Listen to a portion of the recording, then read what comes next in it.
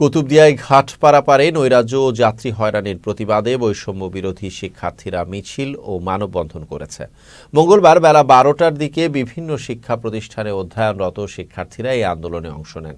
মানববন্ধন শেষে শহরের বিভিন্ন সড়ক ঘুরে তারা উপজেলা নির্বাহী কর্মকর্তা মোহাম্মদ মইনুল হোসেন চৌধুরীর কাছে অভিযোগ তুলে ধরেন।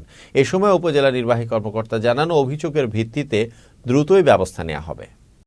আমাদের দাবি হচ্ছে, এখানে স্বৈরাচারের দোসররা দীর্ঘ 17 বছর ধরে এখানে সিন্ডিকেট করে লুটপাট করে খাইতেছে। ডেনিসের যেখানে আগে ছিল 20 টাকা, এখন তার দ্বিগুণ খরচ হয়ে গেছে 40 টাকা। আবার স্ট্রিট ফুডে ওখানে দেখেন নিয়ে কথা ছিল 70 টাকা, এখান থেকে এখন নেই 140 টাকা বা 120 টাকা।